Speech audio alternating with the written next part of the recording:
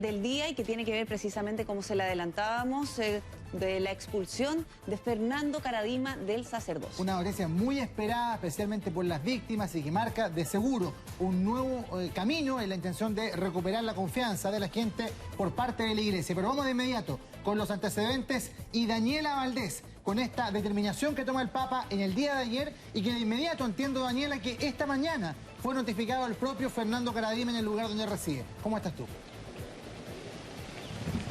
Hola Rodrigo, Priscila, muy buenas tardes. Sí, fue el día de ayer cuando finalmente el Papa Francisco firma este decreto y el día de hoy, como tú bien dices, cuando él se notifica en la residencia San José de Barnechea, donde él está residiendo a cargo de la congregación Santa Teresa, y comienza entonces esta segunda condena, porque recordemos que, como tú bien decías, fue hace 7 años, en el 2011, cuando Fernando Karadima había sido condenado canónicamente y se había decidido entonces que él no podía ejercer sus ejercicios de sacerdote, pero tenía que tener una vida dedicada a la oración y penitencia, una condena canónica que no dejaba, por supuesto, conforme a las víctimas. Entonces, quienes también han sido voceros y que han llevado, por supuesto, esta causa no solamente a la justicia canónica, sino que también a la justicia civil. El día de hoy, entonces, se da a conocer esta noticia, este decreto que fue firmado por el Papa Francisco y que finalmente tiene que ver con la expulsión. Es decir,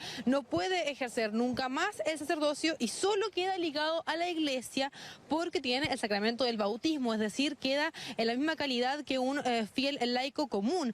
De hecho, una sanción máxima podría ser ya que él fuera excomulgado, esto si se hubiese vinculado, por ejemplo, a otro tipo de delito. A través de un comunicado, entonces, el Papa ha informado esta decisión que, por supuesto, ha causado la emoción en algunas de las víctimas, como Juan Carlos Cruz, que ya se ha manifestado también a través de las redes sociales, y de otras víctimas. Ha dicho entonces este comunicado que el Santo Padre ha tomado esta decisión excepcional en conciencia y por el bien de la Iglesia, que además ha ejercido su potestad ordinaria y que es suprema, plena, inmediata y universal en la Iglesia, consciente de su servicio al pueblo de Dios. Se suma con esto también la expulsión que vimos hace 2 semanas a Cristian Prech, y finalmente entonces logra generar la tranquilidad, decía hoy día Juan Carlos Cruz, que espera entonces que esto genere un ligero alivio a quienes han sido víctimas de los abusos al interior de la iglesia. Les decía yo que hasta el día de hoy Fernando Karadima estaba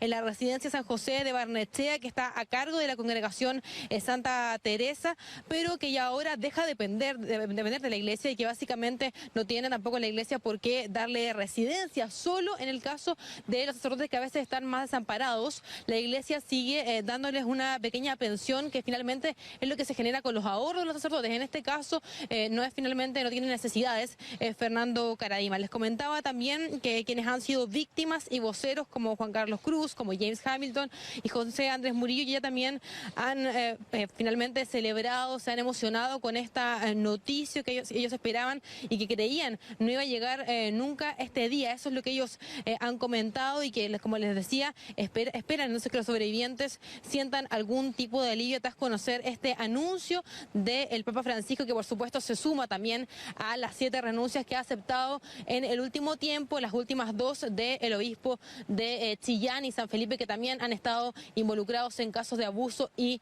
de encubrimiento. Por otra parte, también el día de hoy Ricardo Esati también se ha referido a esta noticia, también diciendo que con este tipo de decretos la iglesia busca el nunca más, es decir, que no se repitan estas cosas y así poder no solo encaminar al pueblo de Dios, sino que también a los futuros sacerdotes que forman parte de la iglesia. Eso cuando también recordemos que va a ser el 5 de octubre cuando Ricardo Esati tenga que declarar como imputado también por encubrimiento en el caso contra el sacerdote Muñoz. Recordemos que para las víctimas como Juan Carlos Cruz y para otros voceros también ellos han esperado y también creen que es necesaria la salida de algunos personajes como Ricardo Esati de la iglesia. Vamos a escuchar las palabras entonces que tuvo Ricardo Esati el día de hoy.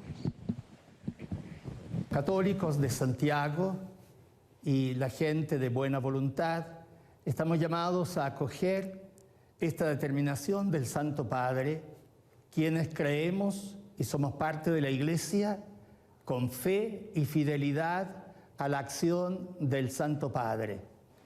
Y en segundo lugar, también hacerlo con esa actitud de colaborar con la tarea propia de la Iglesia de reparar todo daño causado a las víctimas y también a todas las personas que han sufrido y sufren por este hecho.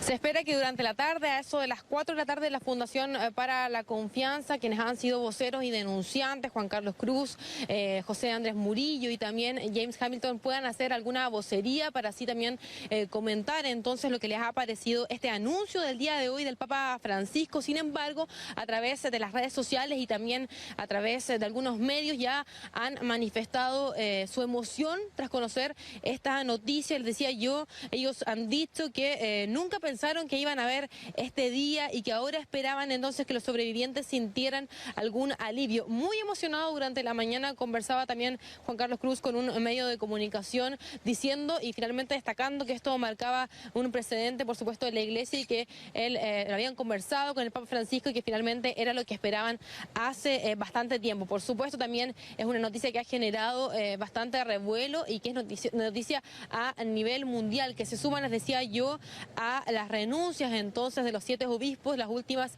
registradas la semana pasada, y entonces a las posibles nuevas renuncias que pueda aceptar el Papa Francisco. Vamos a ver entonces qué pasa cuando también les comentaba yo que el 5 de octubre está entonces llamado a declarar por el fiscal Emiliano Arias, Ricardo de Sati. Eso también es algo que va a ocurrir durante los próximos días y recordemos entonces que por el momento tampoco ha ocurrido que una autoridad de la Iglesia pise algún tribunal de justicia. Hay que ver entonces cómo va a evolucionar mientras se conoce esta noticia del día de hoy que finalmente impacta a varias víctimas de abusos al interior de la Iglesia. Priscila, Rodrigo. Sí, es un hecho que ha generado muchísimas reacciones. La expulsión de la Iglesia es la sanción más alta que puede aplicar precisamente el Vaticano en este caso. Y hay 3 ideas fundamentales que destacó además Monseñor Stati, y es la decisión excepcional porque no está dentro de lo que se hace habitualmente. Lo segundo es que lo ha hecho por el bien de la Iglesia, y al hablar de Iglesia se habla también de la comunidad y de las víctimas de los abusos.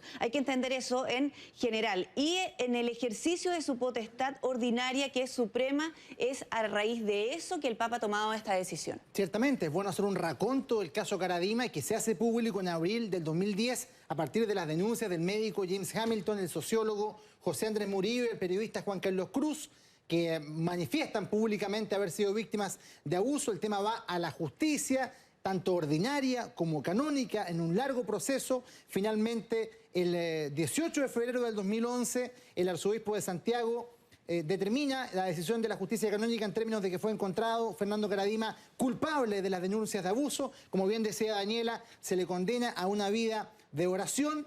Lamentablemente, eso sí, en la justicia ordinaria su caso lamentablemente no pudo continuar debido a que ya el tiempo que había transcurrido era demasiado y por lo tanto no se podía hacer un juicio a ese respecto. Pero es muy importante que independientemente de que no se le pudo culpar de manera jurídica a través de la justicia civil, se pudo determinar en esa resolución de que Fernando Caradima tenía conductas permanentes, impropias, con tocaciones, con besos a seminaristas, sacerdotes y feligreses desde 1962 en adelante, aprovechándose, dice este fallo, y lo estoy leyendo acá, de su fuerte carácter, de su carisma, de su condición autoritaria, controladora, imponiendo su voluntad especialmente a los más jóvenes seminaristas y sacerdotes dirigidos por él. Una situación que, claro, hoy día uno, en términos de lo que involucra esta decisión, uno puede decir, es lo que corresponde,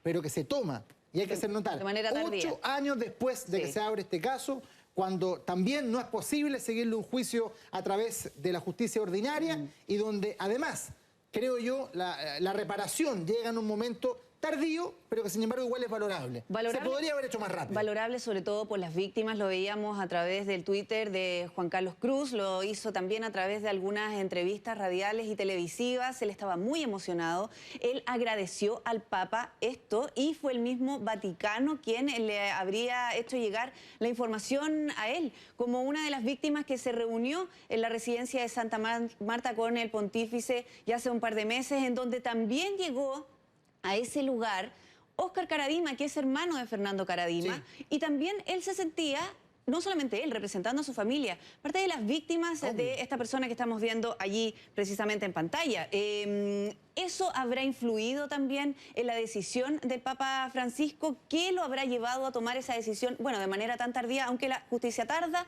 pero llega? Pero llega. Yo creo que hay un hecho fundamental, Priscila, que es la visita del Papa en este verano a nuestro país.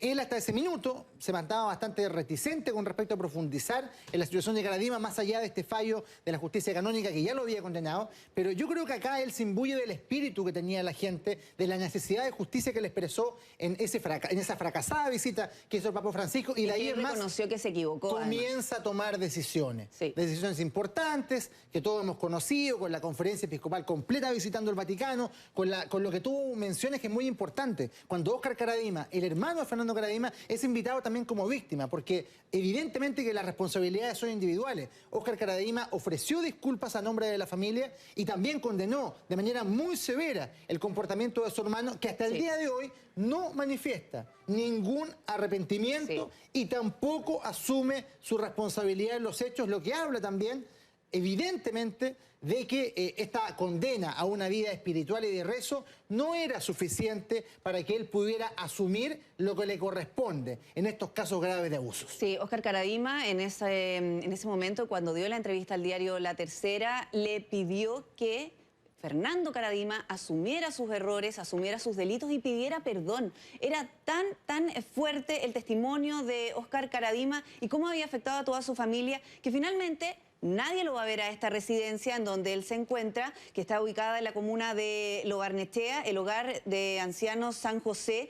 Él está siendo atendido, cuidado por monjas. ¿Qué va a pasar con él ahora? Claro, deberían sacarlo de ahí de acuerdo a la pérdida de su condición clerical. Sí. Hay que ver cómo se resuelve esto, de qué manera hoy día él va a vivir el resto de su vida. Entendemos también de que la decisión de prescripción de las causas de la justicia civil es definitiva también. Se ha ratificado ya tanto en primera instancia como también en segunda, y por lo mismo, claro, hoy día da la impresión de que Fernando Caradima va a tener que terminar sus días como un ciudadano más, con el peso de su conciencia y también con el peso de la condena social, a partir de los comprobados hechos en los que él se vio involucrado de abuso, de manera sostenida, como una práctica que mantenía en el tiempo sobre feligreses, seminaristas y otros sacerdotes. Sí, bueno, hay algo que hay que tener muy claro junto con despedir a Daniela Valdés por el momento, porque vamos a retomar el contacto con ella, que tras la expulsión del Papa, Fernando Caradima queda en libertad de movimiento. Exactamente.